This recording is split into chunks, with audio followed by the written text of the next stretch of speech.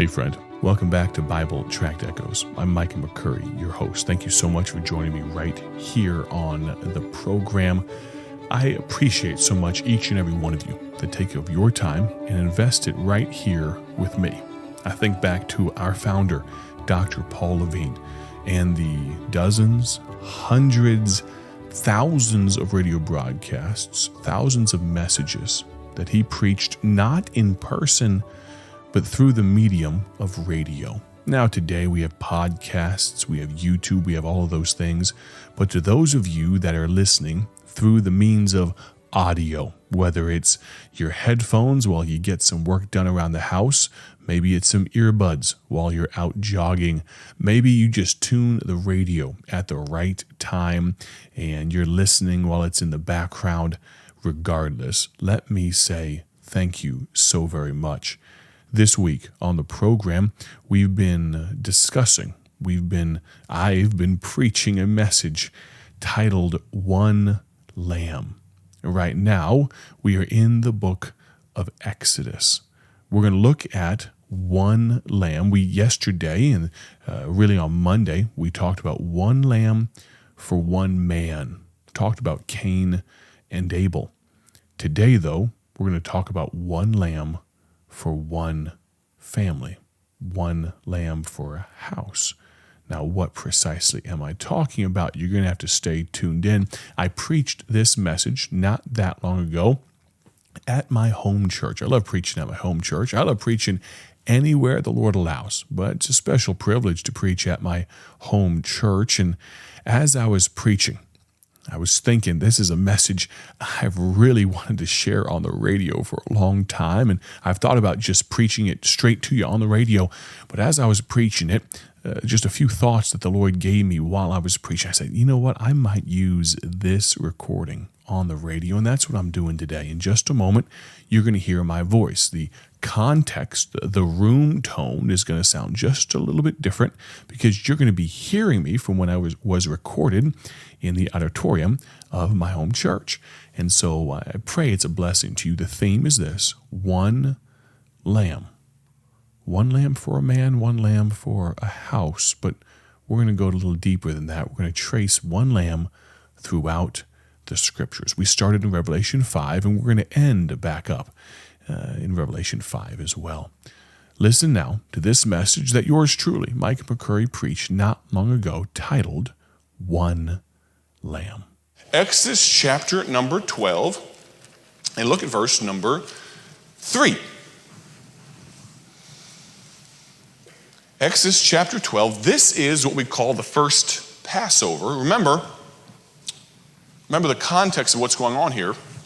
The children of Israel have been in Egypt for hundreds of years. God is in the process of delivering them. The 10th and final plague is about to come upon them, the death of the firstborn. But they are told, if you kill a lamb, take the blood and strike it on the doorpost, on the lintel. If you do that, the death angel will pass over you. Look at verse number 3. Exodus 12:3, speak ye unto all the congregation of Israel, saying, in the 10th day of this month they shall take to them every man a lamb, according to the house of their fathers, a lamb for an house. And then look at verse number 7. And they shall take, verse number 5, and your lamb shall be without blemish, a male of the first year, etc. Verse number 7. And they shall take of the blood and strike it on the two side posts and on the upper doorposts of the houses, wherein they shall eat it. So in Genesis, it was one lamb for one man. In Exodus, it's one lamb for one house, one family. Can you imagine? I like to put myself in the situation that I'm talking about here, to think about this. Can you imagine what it would have been like to have been a little kid in one of those homes? To be a grown man in one of those homes. I mean, there's something about hearing the blood-curdling scream in the distance, and not just one, but dozens, if not hundreds and thousands of mothers losing their firstborn baby. At whatever age it might have been. Could have been a 16-year-old. And that being replicated in every home of the Egyptians. But then, as a grown man, to think about what it must have sounded like to hear an unholy screech of men losing their minds. Because, man, you know what I'm talking about. We like to control things. We like to solve the problems. Don't come to me with your emotions. I'm going to solve your problems, ladies. And all the ladies are like, yeah, don't do that. But you know what I'm thinking? You're looking at your wife. You're looking at this boy. There's no doctor. There's no salve. There's no medicine. There's nothing. He's taken his last breath. It's done. But imagine what it would have been like to be a Hebrew of any age, man, woman, or child, to hear that happening in the next neighborhood. And then to hear a deathly stillness outside your home. I don't know that there was some rustling as the death angel came by. I've got to imagine it was just, you could hear a pin drop. Ain't nobody going to the window to check what's going on outside.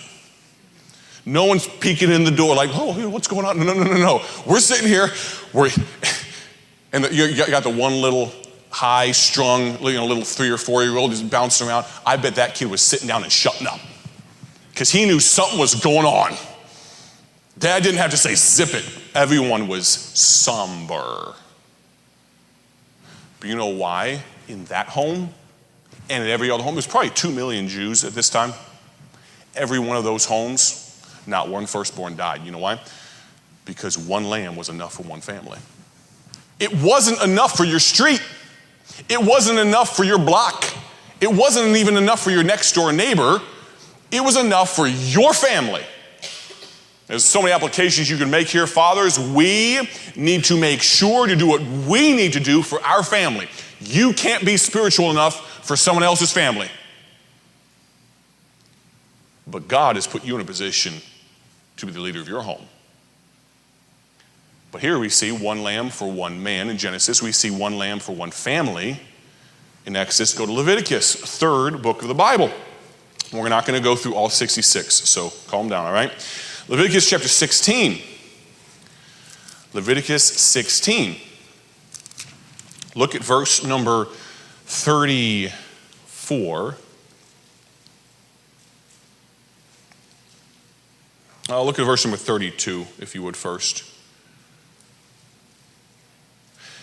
16:32 of Leviticus, 3rd book of the Bible. And the priest whom he shall anoint and whom he shall consecrate to minister in the priest's office in his father's stead shall make the atonement and shall put on the linen clothes, even the holy garments. And he shall make an atonement for the holy sanctuary. He shall make an atonement for the tabernacle of congregation, for the altar. And he shall make an atonement for the priests and for all the people of the congregation. And this shall be an everlasting statute unto you to make an atonement for the children of Israel for all their sins once a year.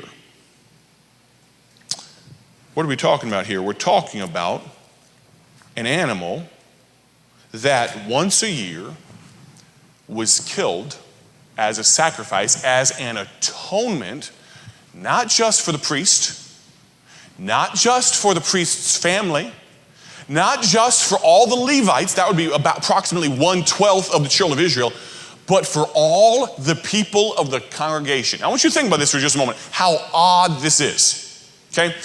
If you were to take the normal cure for a poison, let's just say we were in Navajo Nation, you got rattlesnakes and all that type of stuff, and from what I understand, there are far more dangerous venoms than rattlesnake venom, but let's just assume that one's enough to kill you. If a real one, they get you and it pumps a lot of venom into you, probably gonna mess you up. You're gonna have a bad day, right? And with the cell service in Navajo Nation and how far away the nearest police officer is, and even if they medevac you, you have problems, right? So, if you got bit by a rattlesnake and it really got you, I don't have time to get into all the symptoms and all that type of stuff, and you know you've got to get help. Let's just say medevac helicopter is primed, ready to go. It lifts off, it picks you up. But hold on a moment. In the meanwhile, there was a whole family of rattlesnakes. You and your best friend, you both got bit. You both get picked up. You get taken. You're at the hospital, and they just happen to, you realize there's a bunch of different antivenoms because there's a bunch of different venoms. It's not just a deal where one antivenom works for all the venoms. Well, that's another application point. But let's say you have the exact right antivenom you need. Exact right antivenom to cure you.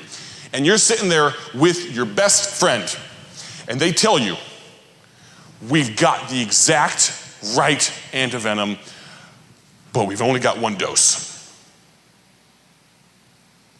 And you're looking at each other. It reminds me of that old joke about running away from the bears in the woods, you know? And run faster than your best friend, you know, all that type of stuff. But you're sitting there, and you're looking at each other like, and you quote to your friend, a friend loveth at all times, right? Right. And a brother's born for adversity, right? And you're looking at each other, and here's the problem. You might think, oh, hold on. Just take two needles, put half in this one, and give it to both of us. Here's the problem. You need the right dosage. You can't just take half. How many times have you taken antibiotics and what do they tell you? Take them all. Sometimes it's a 7-day thing. Sometimes it's a 10-day thing. But why do they tell you that? Because if you just take 3 days, you start feeling better. I don't need to take these anymore. They give me a headache. I don't like it. And you know what you do? You have taught whatever is in your body how to overcome because it wasn't completely dead. And now it comes back bigger and stronger. And now that won't work anymore. You can't just 2 weeks later start taking the last 4 days. You've got to get the dosage right. That's why they ask you at the pharmacy window, do you have any questions about this? No, I'm planning on just opening my mouth. My wife is going to stand across the room and throw the bottle at me and hope enough get in my mouth. That's what no. I'm going to read the bottle. I'm going to take the right dosage. The dose is important. You can't just take 50% because then you're both going to die. So, how does this work that the lamb's sacrifice? Think about this. In Genesis, early on, one lamb for one man. Exodus, moving on, world population grows, one lamb for one family. How does it work that the cure gets more powerful? And that is a question we are going to end up answering tomorrow on the broadcast. I want to thank you so much for tuning in today to Bible Tract Echoes. Tune in tomorrow to hear the conclusion of this message titled, One Lamb. Have a great day for His glory. God bless.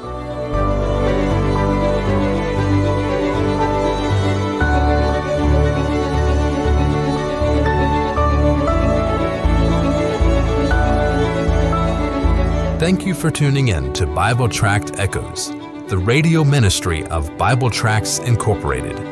Want to see our gospel tracts and other resources? Visit us online at BibleTractsInc.org. That's BibleTractsInc.org. Or follow us on social media to learn how you can partner with this ministry.